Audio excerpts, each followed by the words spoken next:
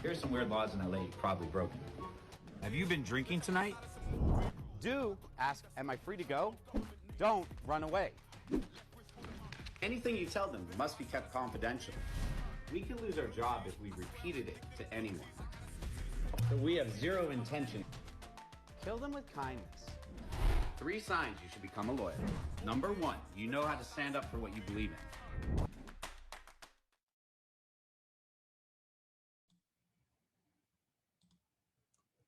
Good afternoon, everyone, and welcome to our webinar, TikTok for Attorneys in 2021. I'm Nick Asensio, Director of Growth for Abogados Now. Founded in 2018, we're a California-based marketing consultancy that specializes in bilingual digital strategy for attorneys. We only work with attorneys, and we run a continuously growing number of tens of millions of ads per month in both English and Spanish. As legal marketing experts, we're delighted to share with you our insight on different topics regarding the legal space here in our webinar series. Today, we'll be having an in-depth discussion with one of the biggest names in the legal social media space, a discussion in which we'll talk about why you should be paying attention to new forms of social media like TikTok, how you can put together the resources and plans to go viral online, in addition to other topics like direct leads outcomes from a following of well over 5 million, and 2 interactive screened Q&A sessions in which you can submit your questions for our guest and for our founder. In order to access the Q&A, please navigate to the bottom of the Zoom menu and submit your questions. We know that there's a lot you want to know, so we'll ask your question on your behalf during our Q&A session if time permits. Stick around for the end of our webinar, and you'll be entered in a giveaway for a free, bespoke, bilingual website, custom built to you and your firm's needs. This is an incredible opportunity for one lucky person looking to see what's possible with a personally tailored bilingual presence in the online space. Now, it is my pleasure to introduce the host of our webinar, someone who has made it his personal mission to connect underrepresented communities with the legal professionals they need, you. Please join me in welcoming the founder of Abogados Now, Hugo Gomez. Thanks, Nick. Thank you so much for that intro. And welcome everyone to our TikTok for Attorneys in 2021 webinar. Just want to give you an objective and rundown of what we'll be going through today. And our main goal today is to give you everything you need in terms of the best strategies on TikTok. Now, we get this question all the time. Why are we so interested in TikTok? And the reality is we consider it the next media tsunami. Candidly, there's been over 2 billion downloads of this particular app. And, roughly 10% of the living population is an active user. There are 700 million daily active users on this site every day. And, there's a lot of perceptions about TikTok that it's really just for kids or that it's just about dancing videos or memes. And yes, there's some truth to that, but the reality is there's a lot of studies that nearly half of adults in the United States between 18 and 29 are regularly using TikTok, not just for kind of the fun brain dead activities, but also to learn about society. And increasingly so, this is what really got us interested in TikTok. It's the fact that 1 out of every 5 adults between 30 and 49 are regularly using this app. So, adults between 30 and 49 are learning how to cook. They're learning about the law. They're learning about, matchmaking. They're learning about, what symptoms to look out for during this pandemic. And ultimately, it's the second biggest app in consumer spend. Next, that's right ahead of Amazon and Facebook, right, just Amazon. So what it's showing here that there are a lot of people on this app every day, and there are a lot of adults actively using this. They're thinking about how to, move about their life with all the learnings that they get on TikTok, but they're also really increasingly using TikTok as a research tool for goods and services. So the big question we get the question as to why is it so important? Well, why is it so popular, rather? And the reality is that TikTok is the real representation of the fourth wall being broken on the internet. Politics has never been more candid. Up until the last 5 years, companies are being more transparent about their practices. And now attorneys are using a platform like TikTok to demystify the process about the law. And it's easy to do that because the bar of entry is very low on TikTok. A lot of the content that's produced is largely made on your phone. You don't need a lot of production. And our guest today will speak to that. But the reality is it's very easy to create content, whether you're, a young creator or a seasoned legal professional. And, one of the things that's most interesting about TikTok is it's really challenged the way marketers think about their trade, about their discipline. In the olden days, in the let's call it the pre-digital days, there would be a lot of thought process into names and slogans and ad copies and pictures and videos and images that could run in the 6 figures to 7-figure budgets just to put content together. And it would take a ton of resources and manpower to get stuff broadcasted. That's not the case anymore. Now you can produce content fairly regularly from your phone and establish these relationships with your audience quite quickly if you do it well. That is the big thing. You have to do it well. And so it's also democratized taste. TikTok is pretty much the anti-Facebook. If you think about Facebook and Instagram products, you're personally curating your feed. You follow people who you want to pay attention to. You follow companies, etc. On TikTok, it's flipped. Content is served to you based on how you behave with it. And that's completely changed the way social media is working now. I mean, I discovered Mike, our guest today, because of the algorithm. I didn't find him on his website or, through some kind of interaction with somebody else. I was on TikTok, and TikTok recognizes that I like legal content. And thus it served me Mike's content because they said, hey, Hugo will more than likely follow this account. And they do this in billions of decisions that are made every second for their billions of users.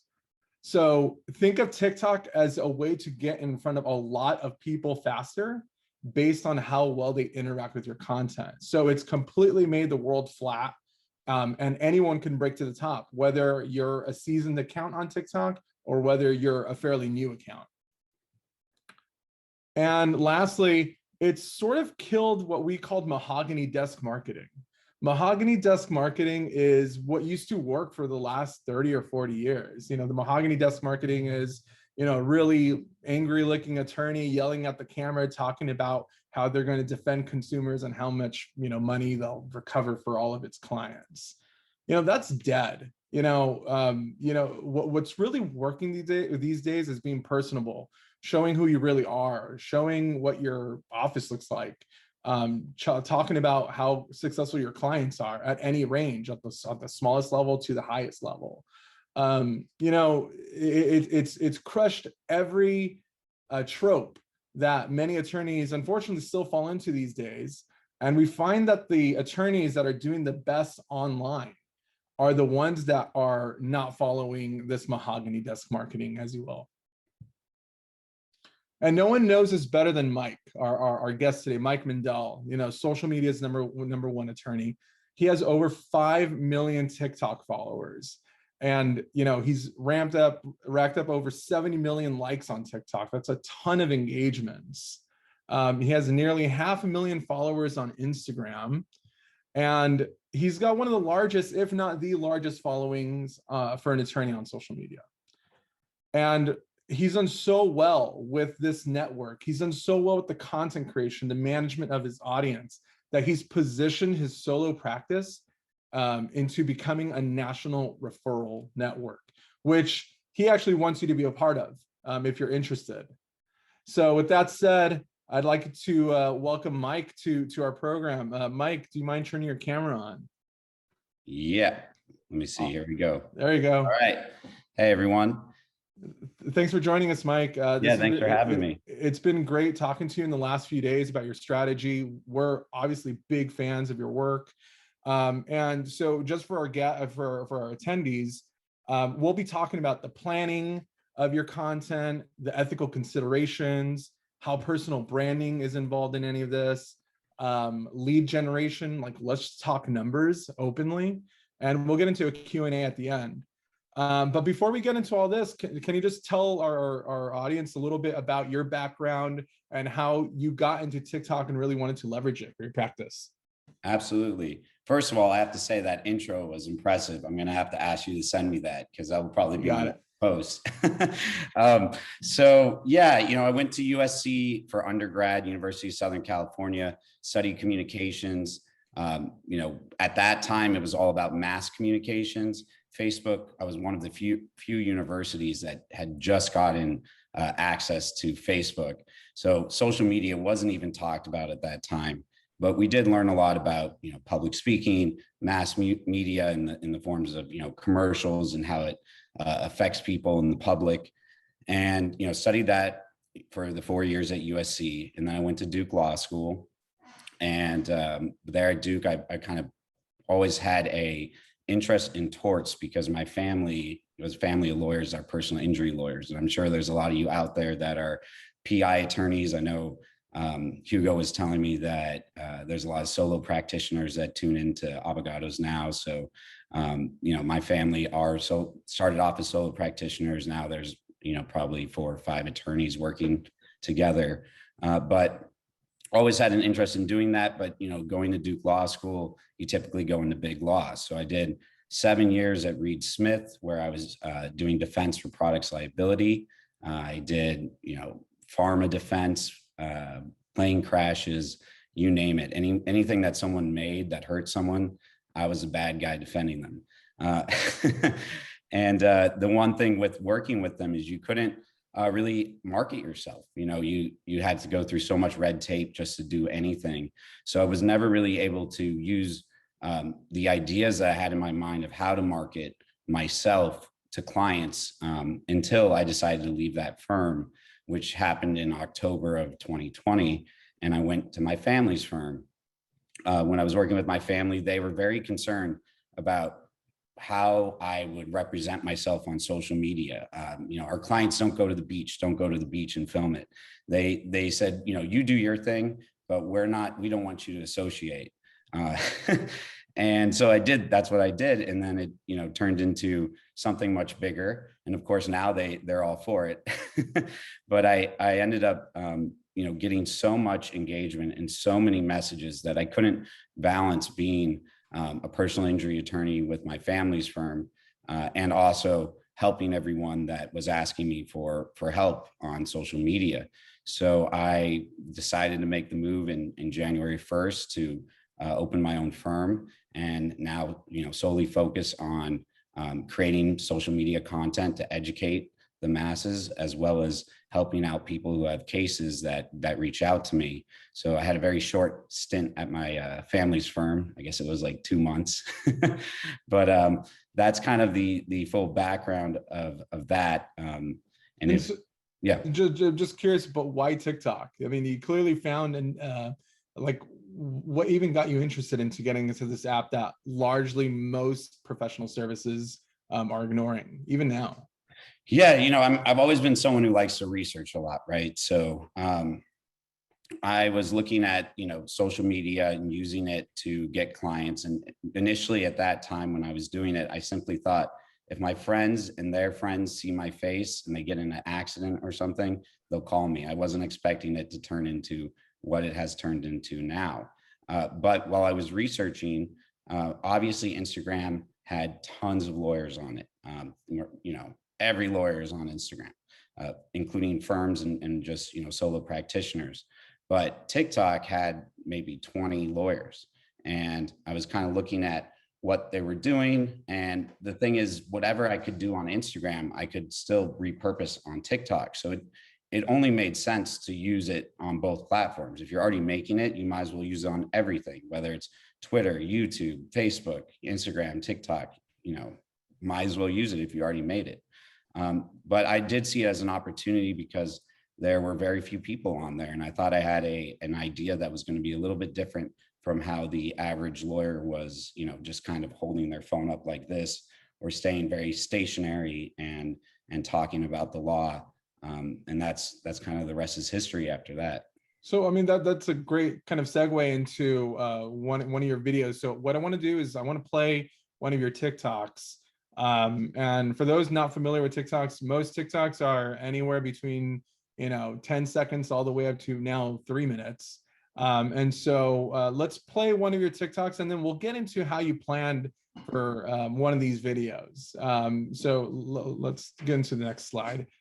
Here's 3 things they don't teach you in school, legal edition. When you need to buy books for school, buy them used. It will save you money. Plus, they're highlighted and have notes in it. If the cops ask you if you want a drink or soda, say no, because they might use it to get your DNA. And if you're going to file a personal injury case, don't post yourself doing things on social media. It will be used against you, and a picture is worth 1,000 words. It's amazing. That's crazy. It's so good. So let's get into the planning. Producing these high quality videos. I mean, I was among the many that said this equipment must be pretty expensive. There must be a whole pre-production crew and an on-set production crew. So walk us through your equipment, because I think a lot of people will be surprised at your setup. Yeah. The actual equipment, and we experimented with different things. We even bought, the Sony ZV-1, which is a, very expensive camera for bloggers. And we ended up finding out that the iPhone 12, Pro was still better, especially for like stability reasons and a bunch of other reasons. So literally your iPhone. As far as lights go, ring light is essential. That we sometimes use, some other, a little more expensive lights, but really a ring light will get you the proper lighting. And then, sometimes we use a lavalier mic, because if you're too far away from the camera, the sound quality will be poor, and you want the sound quality to be the same throughout the video. But really, when it comes down to it, it's minimal equipment. Yeah, that's mind blowing, because I saw a wardrobe here. Yeah, wardrobe is a suit. So I think most of the lawyers out there are already wearing it. Right. Hopefully. Yeah, I mean, I think that was what was most surprising in our earlier conversations, was how kind of minimal the setup was. So ring light, we're talking less than $100. Lavalier, a decent one, is like $150 to $300. So, and your phone, I mean, everyone has a phone. Most legal professionals, I believe, already have iPhones. So, out of pocket, we're looking at less than $500 to get this level of production.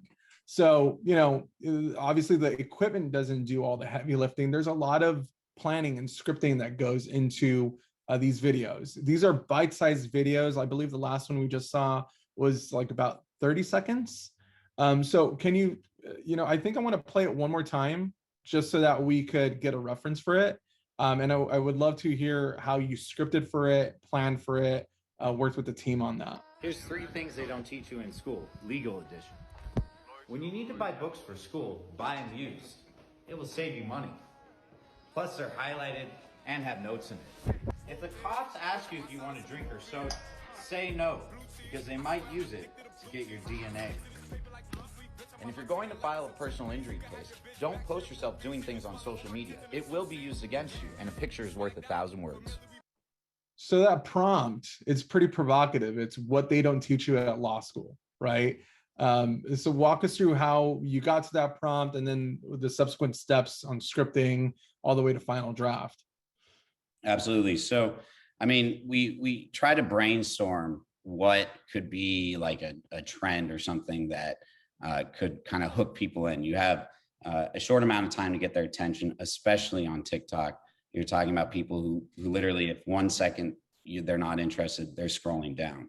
So our thought process with that was, well, let's talk about things that they don't teach you in school, because what I've learned really from doing this and educating the public is that they don't, like, they never learn these things, how to speak to the cops or what to do in certain situations. So just the theme of what they don't teach you in school is very general. And we said law edition because we were kind of hoping that other people would take that and maybe do different editions, which would help with engagement. And, you know, maybe they do a real estate, you know, edition or whatever, right? So that was the thought process with that. Going into the, you know, actual content that we said there, we typically, these were more on the basic side, right? So when we're talking about specific law, you know, there's obviously a lot of research and fact checking going with it, but things about, you know, buy used books, that's kind of more common sense. It's a little trick I learned when I was in college, but funny enough, I guess I outdated myself because a lot of the comments were all our books are digital now. So I guess apparently, I mean, look, I haven't been in college for a while, but I guess they're not getting the actual books anymore. But the other things about, you know, the DNA, that was, you know, talking to criminal defense attorneys I work with, little tricks and things they told us. And I think the last one, let me recall what it was. Oh, the personal injury. That is, you know, what we tell all our clients. And I think everyone out there probably knows it. Whatever you put on social media is going to come back to haunt you, right?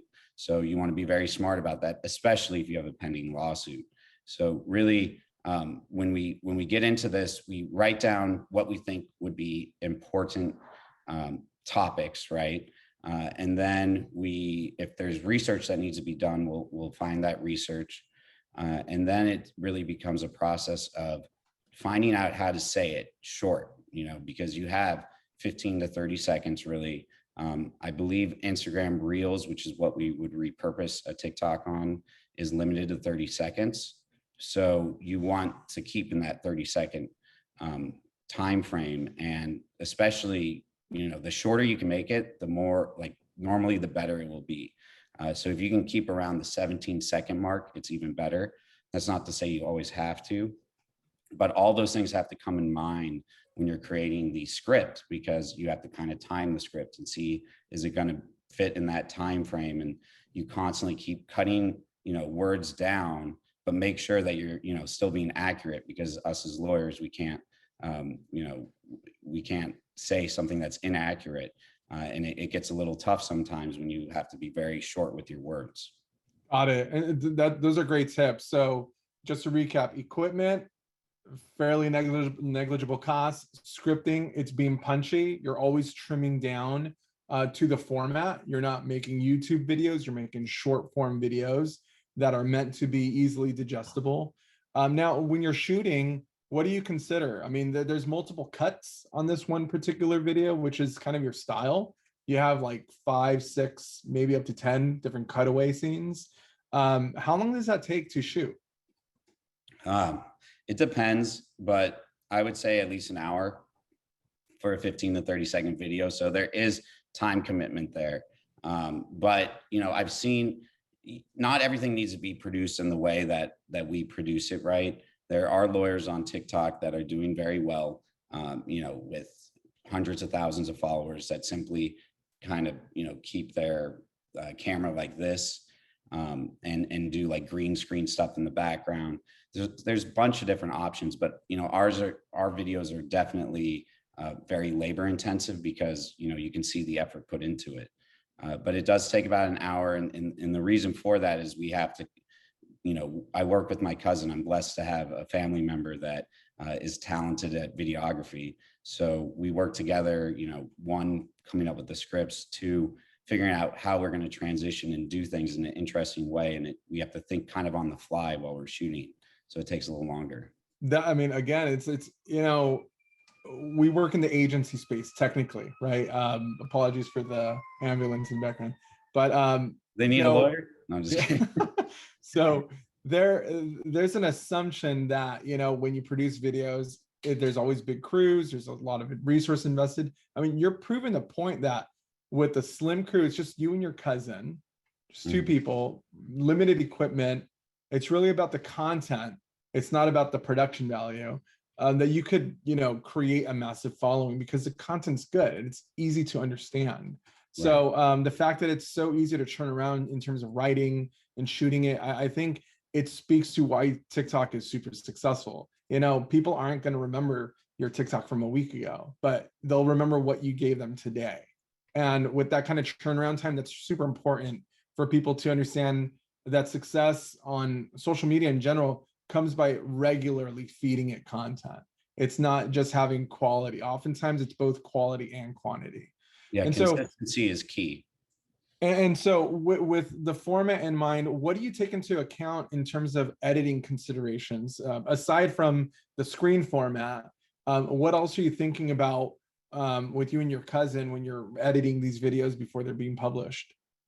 So the editing part, obviously the transitions involve a lot of editing, how they, how the visual part looks, but just on the more basic level, there's, what type of music to use, what text bubbles to include.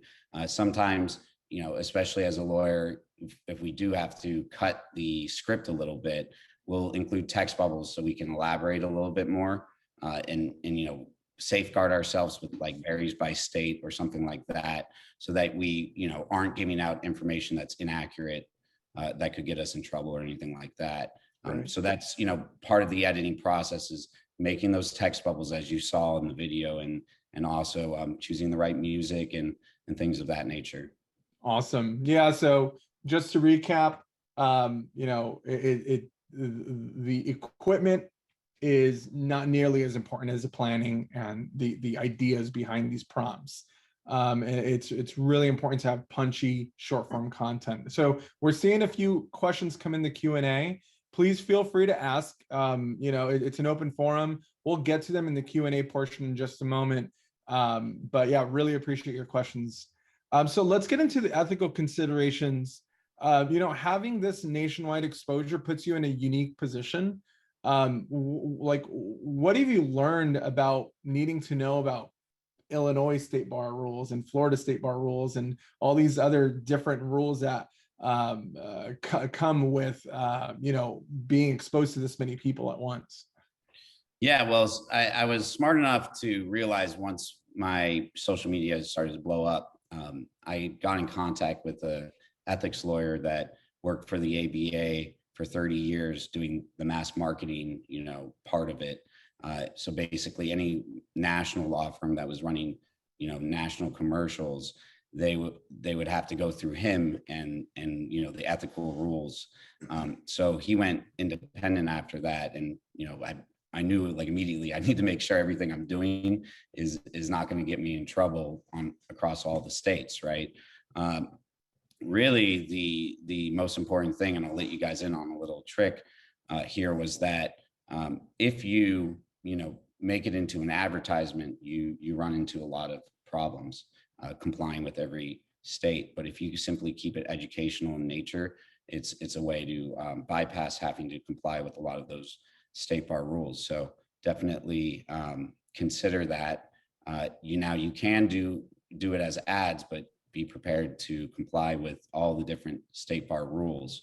I chose to kind of go this route of not making it an ad. The other thing, obviously, to keep in mind as well is all the requests and direct messages that you get, right?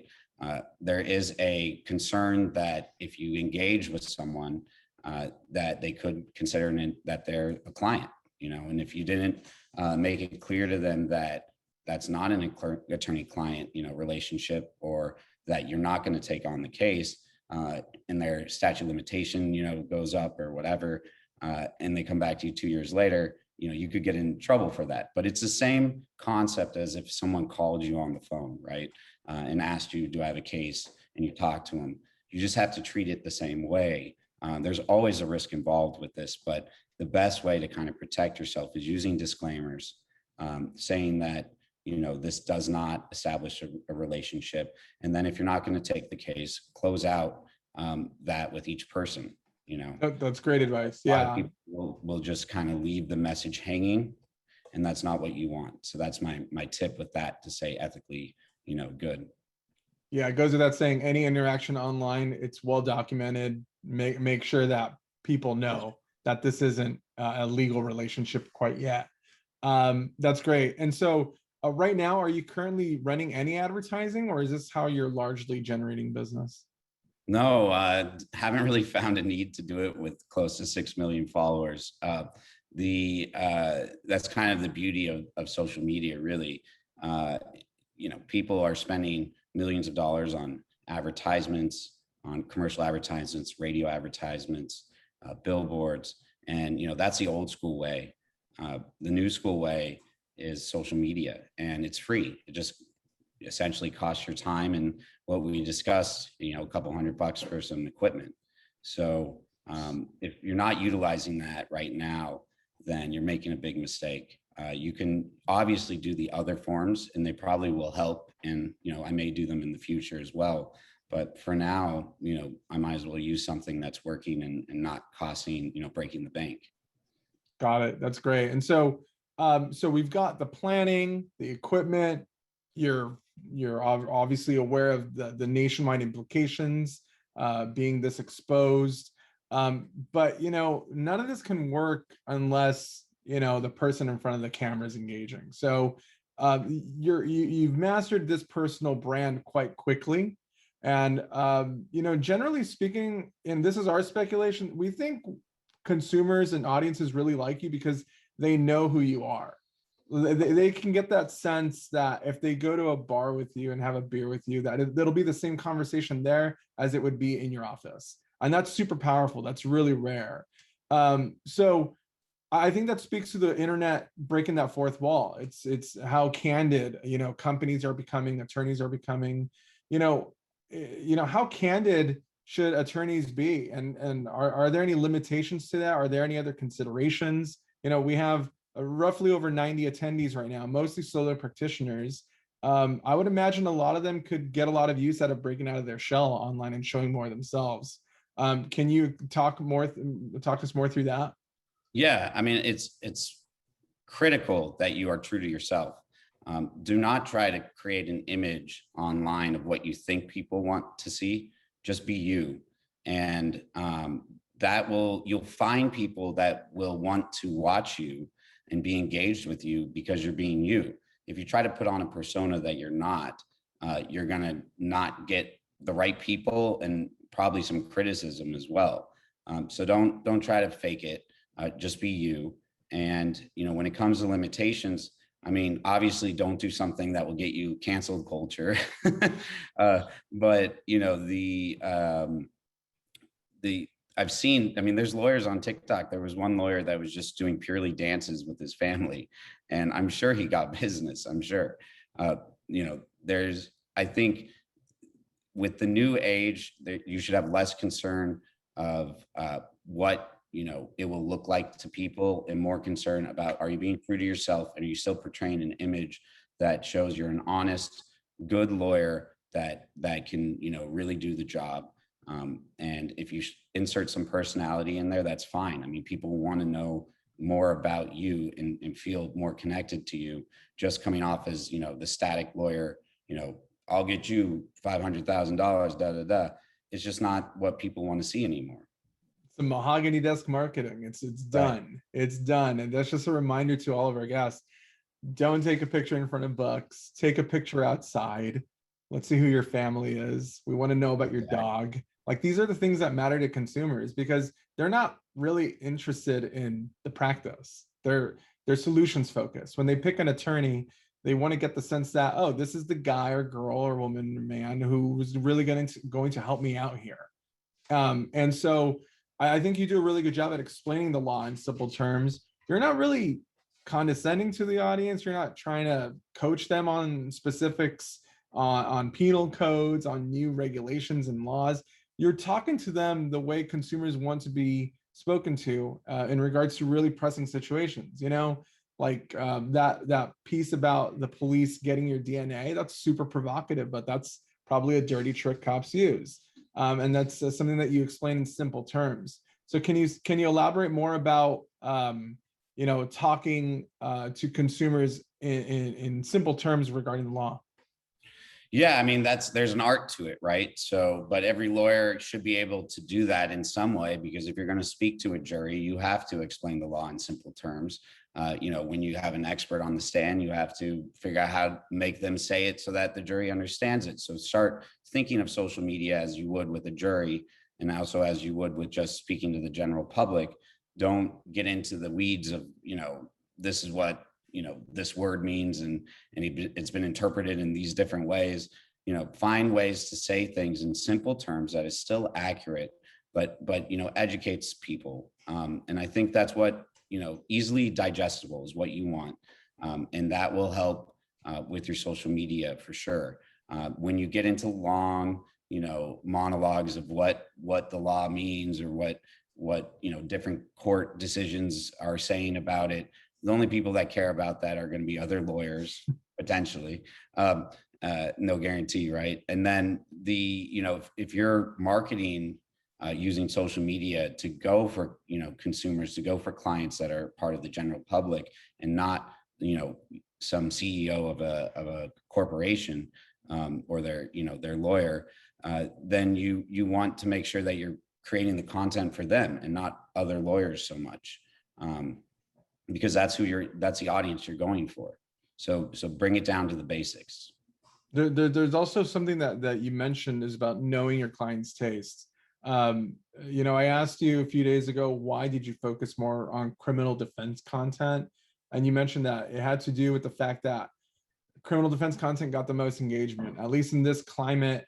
Videos about the police, videos about crime, just generally speaking, get more engagement. Now, what do you say to those attorneys who are just focused on bankruptcy law or immigration? What do you recommend for them to find out what where they can get momentum in content? Yeah. So I think, I was in a unique position because, especially, opening up my own firm, where we, have a referral network for all types of cases. I don't have a problem with talking about every single field of law, but I understand, other people out there, certain niche, there's certain, law that they practice. And with that said, I do think you should stick with that and not just start going off the rails with something else. But if we're talking about bankruptcy law, maybe talk about debt collection and credit card stuff and things that is more relevant to people, instead of just talking about the bankruptcy part, right? You can definitely find ways to expand your specialty that you practice, and figure out what are, things maybe slightly related to it, and that would relate more to the public. With immigration, I mean, obviously you could talk about current event type things. You could talk about new laws being passed. You could talk about, just, simple things as how hard it is to get through the airport. I mean, there's so many different ways you can spin this, and it doesn't need to necessarily always be about the law. Just think about making practical advice that, an attorney who practices in that field would say, right? And a lot of it, I think, is educating people about, like, we as lawyers, we get clients coming in after they made all the mistakes, right? So think about it in the way of teaching them not to make those mistakes, so that your job is easier. And that's really, what I try to do with a lot of this. So we're looking for an Abogados member in immigration law. We have a few already, but we're looking for one, actually, to try out this one particular idea. I'd gone through the immigration process. It's highly emotional, as has some of my family. And, I think there's a great opportunity, in particular in immigration law, to share content about presenting work authorization docs, or green card, or naturalization documents to happy clients upon their permission. Because, it's a huge moment. It's comparable to a PI attorney presenting a big check to their client, Right. but the stakes are a lot higher in immigration law. And I think, there's a lot to be said that you can find a story, an emotionally impacting story, in any practice area, but you have to take yourself out of the equation. You have to think about it entirely in the consumer seat. Yep. So, if there's anyone on our webinar in immigration law, we would love to, work with you. in this particular TikTok avenue. I think there's something there. So thanks again, Hugo, Mike. Yeah. Hugo, just to let you know too, I know a very good immigration TikTok lawyer that I can connect you with as well. Great. So, Let's do it. but we will, but we also want to hear from the audience if there's anyone interested as well. For sure. Great. Okay. So last category here before we get into Q&A. And thanks everyone for submitting your questions. Please continue to send them over in the Q&A section. We'll get to them in just a moment. But let's talk numbers. You have over 5 million followers just on TikTok alone. What is your lead volume each month? And it fluctuates. We get, I mean, I would say 100 or more messages a day. That's, text messages, direct messages on Instagram. From there, not everything is a case, right? A lot of it is hypothetical questions. Some of it is just praise and things like that. But there are cases that come through. I think on average, it's fluctuated so much. I mean, when I first started, I think I signed up like 20 cases in like 3 weeks. It was pretty nuts. And I think now we have probably an average of 2 to 5 cases a week that we sign up. Again, we're nationally referring cases everywhere. Part of our reason why that number wouldn't even be more is because we've limited ourselves in a sense to who we know and who I trust as a lawyer is the only people I can refer it out to. I can't just Google someone and give someone a referral case because I don't know their practice and their reputation. I obviously know PI very well, criminal defense very well, but when it comes to other things like family law and other types of law, we kind of have to tell people, I'm sorry, we don't have something to give you right now. Once we have more time, which is hard to get nowadays, we plan on kind of reaching out to those type of lawyers and really connecting people, because my goal is to make sure that people coming out, reaching out to me are going to be connected with a trusted, good lawyer. And, that falls back on me as much as it does on the lawyer that will represent them. And that's really our business model. But it's been, the workflow has definitely been up there. I mean, I'm just doing the crude math. I mean, you're getting 100 semi-qualified leads in this market nationwide at, let's call it $150 to $200 a lead. You're getting anywhere between, $15,000 to $20,000 in lead generation costs saved each month just by fostering this online following. Now, I don't think what you're doing is an anomaly. I think it takes a lot of work and it takes a lot of commitment. But even at a fraction, even if you're a fraction as successful as Mike, there are some immediate benefits, cost savings right there on your lead costs. So that's a big win. And as far as your DM management, you're getting DMs every day. Are you managing yourself, or do you have any extra help? I have another attorney that works with me. We're actually just bringing on a paralegal probably in the next few days, just because it's a lot of work. There's a lot to go through.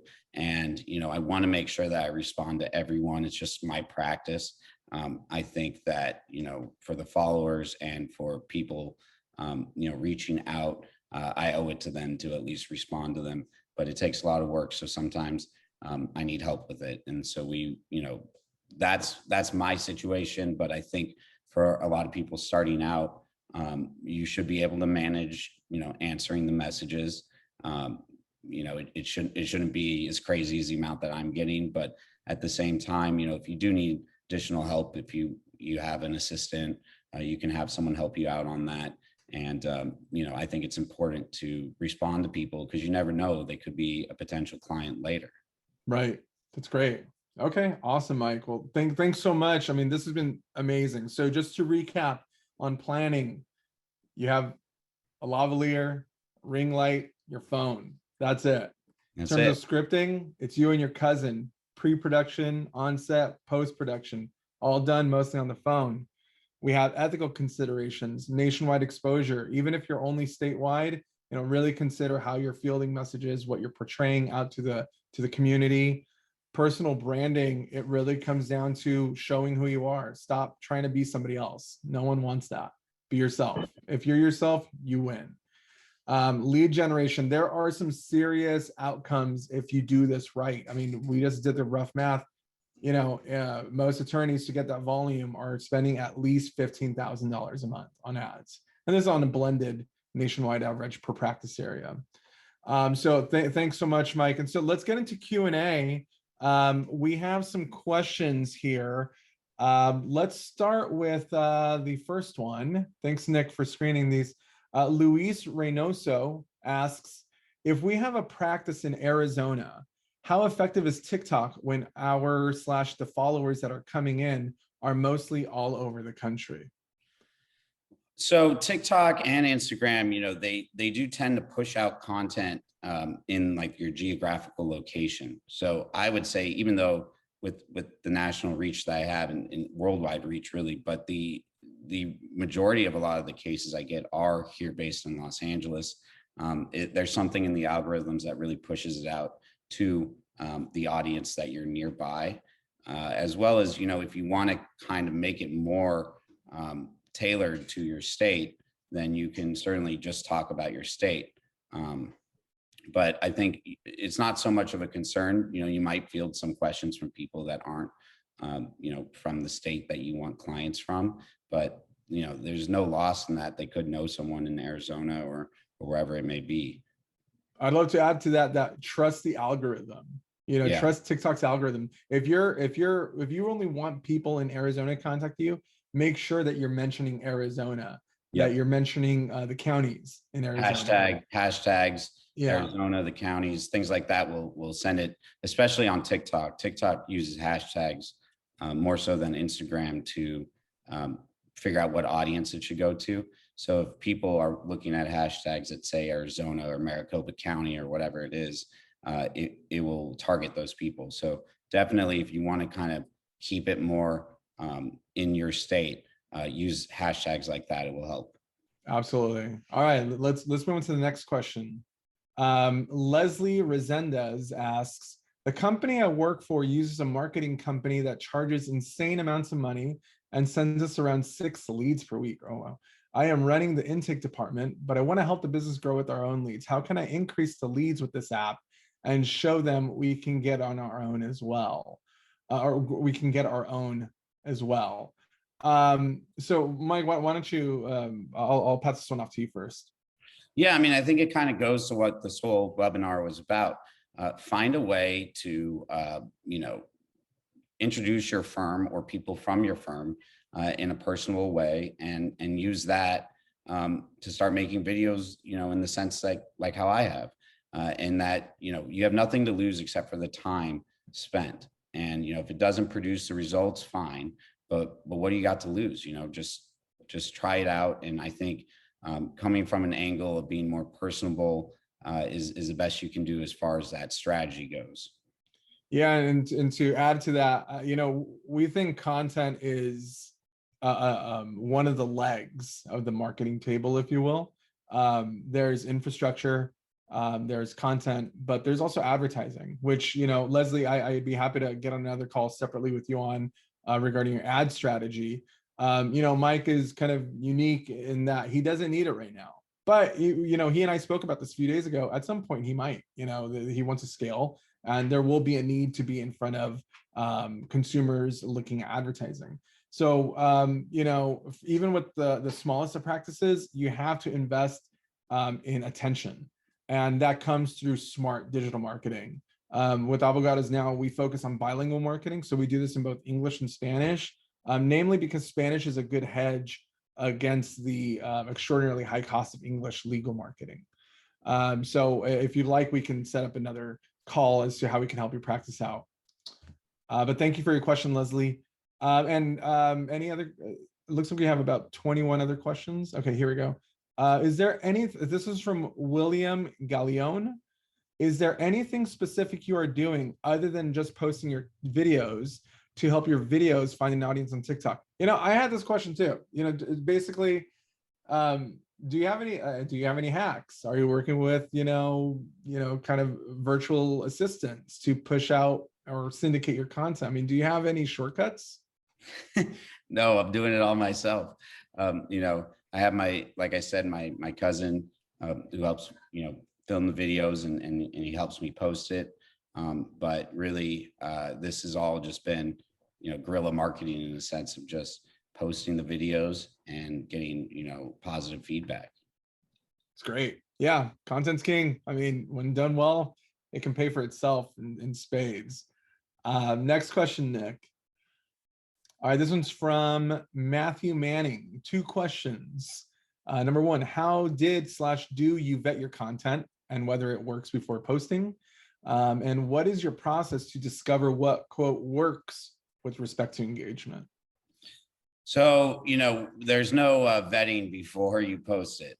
You just have to post it and see what happens. My best advice is to don't give up. Just because something doesn't do well doesn't mean that it won't do well later. Really, again, if you believe that you're putting out good content, if you truly believe that, you'll find an audience that will, appreciate it. And that's really what you want to do. And don't let, low numbers or low engagement affect that. Going on to the second question, or sticking with the first one for a second, it's a testing thing. We test different ideas. If it doesn't do well, we might not do it again. But sometimes TikTok's weird. Sometimes, that you do the idea or even the same post again, and it will do better than it did before. So just keep that in mind when you're using TikTok. As far as discovering what works with respect to engagement, when you see something that did very well, obviously you should continue doing it. So, don't make yourself a one-trick pony, but find ways to kind of keep with that theme or whatever people enjoyed watching, and you'll keep building an audience if you keep giving them what they like and not giving them what they don't like.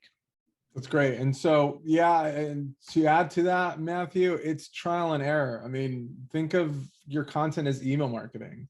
You need to send 10 to 15 emails to figure out what body works, what subject line works. It's a lot of trial and error. It's a lot of disappointment. It's a lot of failure, but that's part of the process, and there's there's a bell curve of creators that, test enough and do well and they stay at the top, and everyone on the sides quits too early, or they keep failing at the content. So it's a great question. And so I think we have one more question before we pass it off to Mike for his invitation for referrals. Actually, let's just do that right now, because we can tackle these questions and any other additional questions at the end of it, just in the interest of time. So Mike, I know you have, you're working on referrals nationwide. Why don't you tell our guests about that? Yeah, so as I kind of explained, we get inquiries from all over the US, always looking for, lawyers that we trust, that are reputable, in basically every type of field. We get a lot of requests, obviously, for PI, criminal defense, family law, labor and employment, workers' comp, medical malpractice. And we have attorneys in several states, but not all. So I would invite anyone that has a good practice, that's been working for a decent amount of time in their field, to reach out to me at that email, questions@lawbymike.com. And we can maybe talk some more about, having referrals being sent to you and learn more about your business. Also, feel free to use that same email if you do have additional questions that we don't get to during this webinar. Yeah, so Mike can be found at Law by Mike. There's his email, his phone number. You can find him on Facebook, TikTok, Instagram, LinkedIn. And then you can find my contact information on this slide as well, in case you have questions on bilingual strategy, or just feel free to stick around. We'll be here for a few minutes to get through these questions, but we want to help everyone out. So thank you so much to everyone who joined. And just so you know, our complimentary bilingual website giveaway, we'll announce the winner on Friday on our Instagram and our Facebook pages. So the winner will receive one of our award-winning mobile forward and bilingual websites at no cost to you. And so, but just by attending, you're already qualified for that. So we'll announce the winner there on Friday. Mike, thank you so much. Please stick around. Let's get through these questions. We have Eric Chase.